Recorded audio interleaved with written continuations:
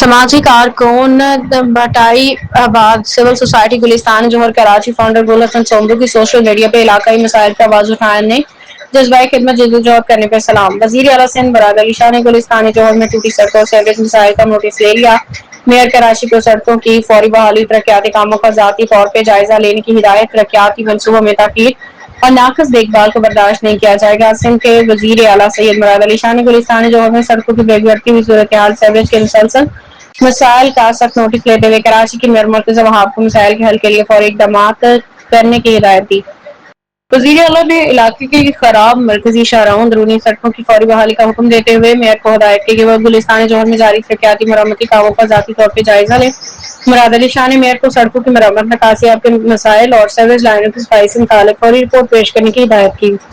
وزیر اعلیٰ نے کہا کہ حکومت شہریوں کو بہتر سفری سہولیات، صاف ستھرا ماحول فراہم کرنے کی ذمہ دار ہے۔ انہوں نے مزید کہا کہ تمام متعلقہ ادارے علاقے میں نکاسیاب بنیادی ڈھانچے کی بہتری کے لیے ہنگامی اقدامات کریں۔ وزیر اعلیٰ نے تمام متعلقہ محکموں کو مزید ہدایت کی کہ شہریوں کی سہولت اور شہری بنیادی ڈھانچے میں بہتری یقینی بنانے کے لیے شہر بھر میں جاری ترقیاتی کاموں کو ترجیحی بنیادوں پہ مزید تیزی سے مکمل کیا جائے۔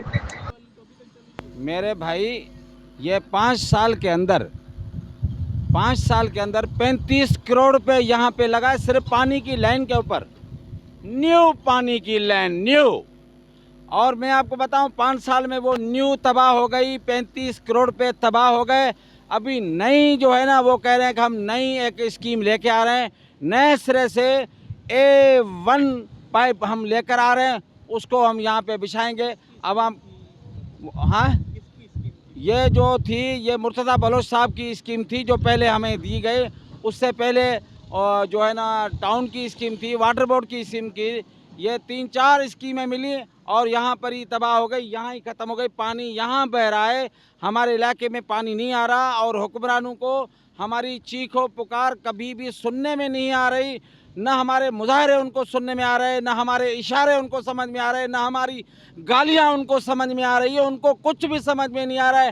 وہ صرف اور صرف مال جو ہے نا کٹھے کر رہے ہیں اور ایک دوسرے کے اوپر تنقیدیں کر رہے ہیں، طنز کر رہے ہیں، ایک دوسرے کے اوپر اچھل رہے ہیں کہ یہ وہ فلاں تنظیم، فلاں پارٹی، ہم ایسے۔ بھائی ہمارے کو تم لوگوں کے یہ 75 سال سے یہ جو باتیں ہمارے کو سمجھ میں آ گئی ہیں۔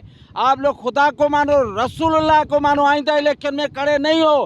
آپ کی پارٹیاں ڈم ہیں، ڈمی پارٹیاں ہیں، یہ کسی کی ایجنسیاں ہیں جو ہمارے اوپر مسلط ہیں۔